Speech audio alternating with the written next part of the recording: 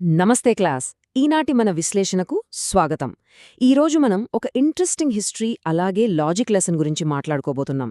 అదేంటంటే, ఈ digital scales, metric systems లాంటివి అసలు పుట్టక ముందే మన ప్రాచీన సమాజాలు ఈ ప్రపంచాన్ని ఎంత ఖచ్చితంగా కొల్చాయో తెలుసుకుందాం. అసలు ఒక్కసారి ఆలోచించండి. ఒక చిన్న థాట్ ఎక్స్పెరిమెంట్ చేద్దాం. మన దగ్గరున్న ఆధునిక కొలమానాలు, టేపులు, లీటర్ జగ్గులు ఇవేవీ లేకుండానే మన పూర్వీకులు అంత పెద్ద మార్కెట్లలో ఎక్కడా మోసం జరగకుండా ఎంత పర్ఫెక్ట్గా వ్యాపారం చేశారంటారు? ఆశ్చర్యంగా ఉంది కదూ! తులం, వీష, మణుగు, తవ్వ, సోల ఈ పదాలు వినడానికి భలే నొస్టాల్జిక్గా ఉంటాయి కదా! మన తాతయ్యలు, అమ్మమ్మలు వాడుతుంటే మనం చాలాసార్లు వినే ఉంటాం. కానీ ఈరోజు మనం ఆ పాత పదాల వెనుక ఉన్న ఒక అద్భుతమైన మ్యాథమెటికల్ పర్ఫెక్షన్ను డీకోడ్ చేయబోతున్నాం. ఈరోజు మన అజెండా ఏంటంటే, ఫస్ట్ బరువులు బంగారం, సెకండ్ ద్రవాలు ధాన్యాలు, థర్డ్ మానవ కొలమానాలు, అండ్ ఫైనలీ వాళ్ళ ట్రేడ్ లాజిక్. అంటే ఒక చిన్న చిటికెడు బంగారం దగ్గర్నుంచి ప్రాచీన నగరాల మధ్య ఉన్న భారీ దూరాల వరకు అన్ని కవర్ చేద్దాం. So let's dive in. Okay, మన ఫస్ట్ లెసన్ బరువులు మరియు బంగారం. అసలు ఈ విలువైన లోహాలను, బరువైన వస్తువులను వాళ్ళు ఏ లాజిక్ వాడి కొలిచారో ఇప్పుడు చూద్దాం. ఇక్కడ మీరు గమనించాల్సిన ఒక ఇంట్రెస్టింగ్ కంపారిజన్ ఉంది. అదేంటంటే, ప్రాచీన కాలంలో వాడిన ఒక తులం బరువు మన నేటి ఆధునిక కొలతల్లో ఖచ్చితంగా 12 గ్రాములతో సమానం. చూసారా, అప్పటి కొలత ఇప్పటి ఆధునిక గ్రాములతో ఎంత పర్ఫెక్ట్గా మ్యాచ్ అవుతుందో? మరి ఈ లెక్కను వాళ్ళు ఎలా బిల్డ్ చేశారో చూద్దాం. ఫస్ట్ అత్యంత చిన్నదైన చిన్నంతో స్టార్ట్ అవుతుంది. అక్కడ్నుంచి తులం, ఆ తర్వాత ఖచ్చితంగా 120 తులాలు కలిపితే ఒక వీషా అవుతుంది. ఫైనలీ అలాంటి 8 వీషలు కలిపితే ఒక భారీ మణుగు తయారవుతుంది. పర్ఫెక్ట్ మ్యాథ్స్ కదా! ఇక్కడే మనకు సాంప్రదాయ వ్యాపారంలో ఈ యూనిట్ల సామాజిక ప్రాముఖ్యత ఏంటో అర్థమవుతుంది. ఒక మణుగు అంటే దాదాపు 11 కిలోల బరువనమాట. దీన్నే బట్టే నీకు మణుగు బుద్ధుందా అనే ఫేమస్ సామెత పుట్టింది. అంటే ఒక మనిషికి 11 కిలోల బరువైన ఘనమైన జ్ఞానం ఉందా అని సరదాగా అడగడమన్నమాట. That is the power of their language. Right class, మన సెకండ్ సబ్జెక్ట్ టైం అయింది. ఇప్పుడు భారీ బరువుల నుంచి కాస్త బయటికొచ్చి మన రోజువారీ అవసరాలకు, అంటే ధాన్యాలు, ద్రవాలు కొలవడానికి వాడిన స్టాండర్డ్ పాత్రల గురించి మాట్లాడుకుందాం.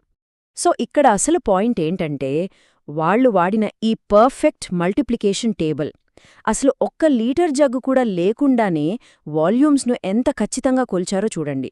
2 సోలలు ఒక తవ్వకు, 2 తవ్వలు ఒక మాణికకు, మళ్ళీ 4 మాణికలు ఒక కుంచముకు సమానం. Simple and perfect.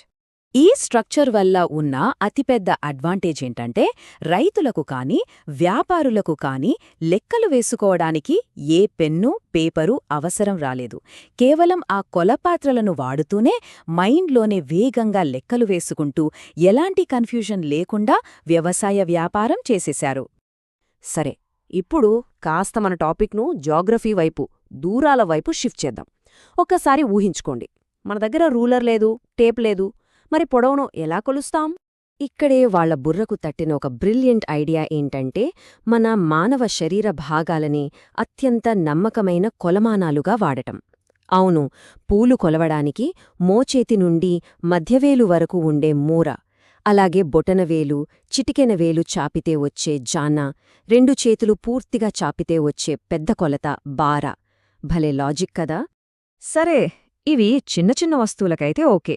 కాని ఒక ఊరి నుంచి ఇంకో ఊరికి మధ్య ఉన్న భారీ దూరాలను కొలవాల్సి వచ్చినప్పుడు ఎలా? అప్పుడు వాళ్ళు ఒక అద్భుతమైన కొలమానాన్ని వాడారు. అది సుమారుగా 13 కిలోమీటర్లకు సమానం. ఆ 13 కిలోమీటర్ల దూరాన్నే వాళ్ళు ఆమడా అని పిలిచారు. ఈ పదం మన కల్చర్లో ఎంతలా కలిసిపోయిందంటే, ఎవరైనా చాలా దూరంగా ఉన్నారు అని చెప్పడానికి ఆమడ దూరంలో ఉన్నాడు అని మనం ఇప్పటికీ వాడుతూనే ఉంటాం.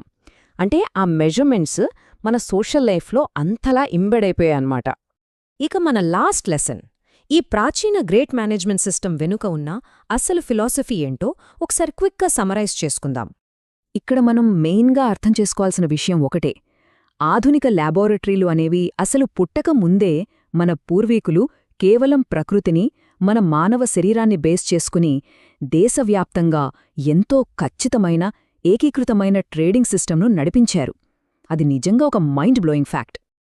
సో ఈనాటి క్లాస్ను ముగించే ముందు మీ అందరికీ ఒక చిన్న థాట్ వదిలిపెడుతున్నాను.